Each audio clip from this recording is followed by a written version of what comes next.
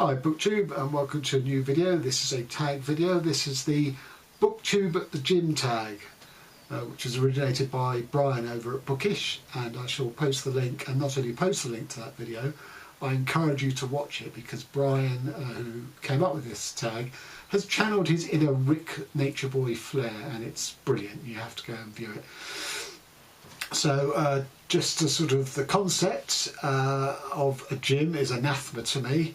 I was always into playing sport and team sport, and I recognise the importance of physical exercise for one's sort of physical and mental health. Unfortunately now in my 50s I've become totally couch potato-ish.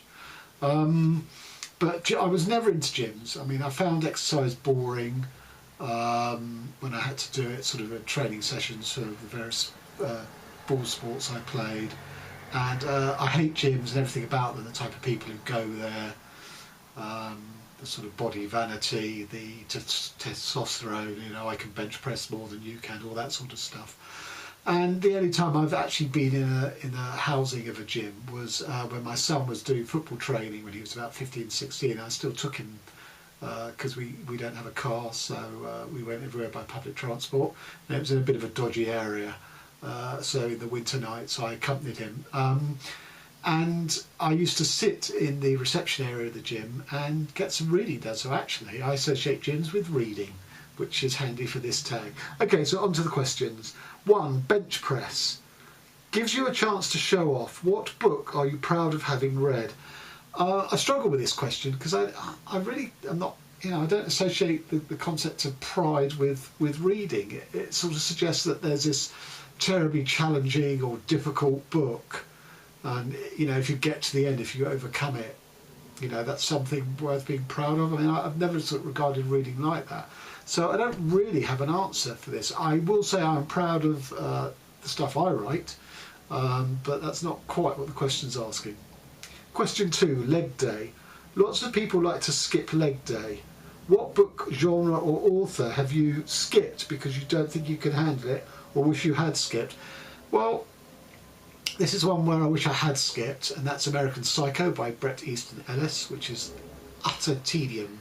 I know it's his sort of form of satire, but the endless list of designer brands, clothes and white goods and all this sort of stuff, it's just, it just ground me down. I did get to the end of it, and I even had a free copy of the book because it was the 25th anniversary giveaway, so I didn't even, it wasn't even that, oh, I paid for this, I have to read this. I don't know why I pushed through to the end, but I did, and got absolutely nothing out of it. 3. Crunches. We all know crunches are good for us. What's a book you read because you needed to gain a better understanding of literature, your work, history, etc.? Well, I didn't read this book going in thinking, oh, I need to know more about the history of this country. But that's what I took away from it. It's a recent read. It's The Shape of the Ruins by Juan Gabriel Vasquez, and it's been shortlisted for the Man Book International. And it's not a great book, and I'll post the link to my review of it. But it did give me a lot because Colombia, I know quite a lot about sort of narco-Colombia, but I didn't really know its history from its independence onwards. And this book was really good at sort of filling me in on that. And I found it really interesting because of that, even though the book itself is not a great read. It did impart information that I was very grateful for. 4. The Treadmill. It's all about endurance. What's a difficult or long book that you powered through? Well, I've said American Psycho. The other one is 2666 by Roberto Bolaño. I read all of that, however many pages. It must be a mammoth because Jason over at Old Blues Chapter and Verse was doing it for his March of the Mammoths, which means it must be over 800 pages. And chapter 1 is sort of, poor man's David Lodge University dons nonsense. Then there's a chapter about, sort of, is it Hemingway? Yeah, Hemingway-esque, or, sort of go and cover a boxing match in Mexico, and, sort of, from the point of view of the journalist. There was then there's that endless chapter of the litany of murders of women in Mexico. I assume it's Juarez, sort of place to stand for Juarez in Bolaño's writing, and just couldn't see the point of any of it. So yeah, I powered through. Well, I wouldn't say powered, but I got through it. And like the American Psycho, I hated it. 5, Lat Rows. This is all about feeling good about yourself. Well, I can do that without Lat Rows. I can do that by eating some chocolate. What's a book, an author or a genre you read because it makes you feel good or brings you joy? Well, I never read a book to make me feel good or bring me joy. You know, I can feel joyful when I read a book and it makes me feel joyful, but I don't go in with any expectation of this book is going to, you know, pimp my serotonin or whatever the correct happy chemical in my brain is. But that's not to say, you know, that I don't get joy. You know, very often I do, particularly when it's a pleasant surprise, when you have no expectations for a book. But I suppose one genre I do like reading now and again is comedy. Although, you know, these are serious literature books that aren't really presented as comedy. So, you know, things like I Hate the Internet by Jarrett Kobe or Karoo by Steve Tesich, which, you know, I was delighted that this book has just about survived the mould infestation. It is does smell a bit of mildew, but I'm going to take the chance because, unfortunately, Steve Tesich, this is the only book he wrote because he was mainly active in Hollywood, making films in some way. He was involved. And he wrote this book and then he died. But just to give you an idea of what the book is, Karoo is an alcoholic who can't get drunk, a loving father who can't bear to be alone with his son, a fixer of film scripts who admits that he ruins every one of them. And it's just very funny. There's a laugh on every page. But it is a literary work. You know, I don't really understand the genre comedy other than where you've got comedians writing books or sort of toilet reading books, you know, ha ha, don't children say the funniest thing, kind of nonsense. But this is, you know, the comedy books I like are first and foremost serious literature. I say serious. Fulfill the paradigm of being literary. 6, Squats. The heavy weights can get you down. What's a book that you found depressing but you pushed through?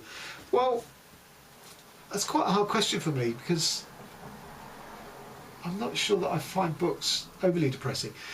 This is David Peace, GB84, which is set in the year of the miners' strike in Great Britain, which basically this country's never recovered from, in the sense of the divisions in society, where there were dirty tricks, there was sort of hiding money, there was sort of, you know, the police being used as a sort of paramilitary unit. So you had mining villages that were, you know, had sort of, you know, totally torn allegiances, a bit like sort of the resistance and the collaborators in France in the Second World War. It was a brutal time. And I lived in London where, you know, there is no coal mining.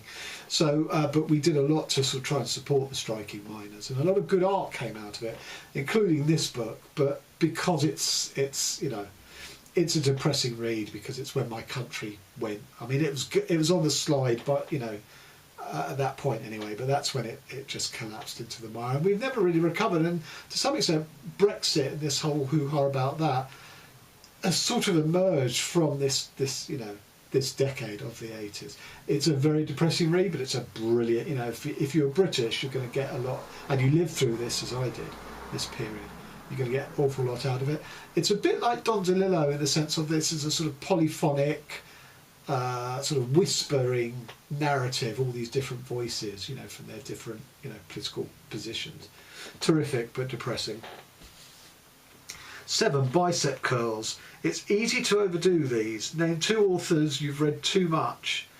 Well, the first is Sam Lipsyte, Heart, which I finished this week. I will post the link to my review.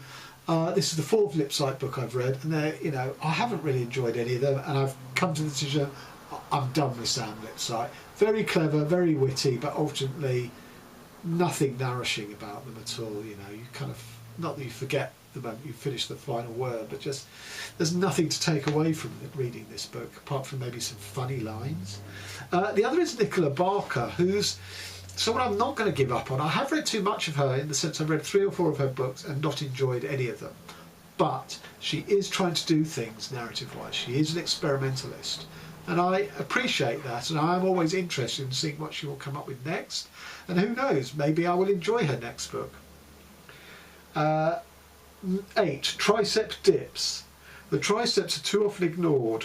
I'll take your word for that. Name 3 authors you need to read more. Well, it's not a case of reading more, it's reading for the first time. Surprisingly, perhaps, one is Virginia Woolf. I have read her A Room in My Own, but that's sort of non-fiction, that's sort of diary. But I've never read any of her fiction. So I really need to, put my cherry on Virginia Woolf, and get to it. There's a copy of Mrs. Dalloway in the house, so I'll probably start with that.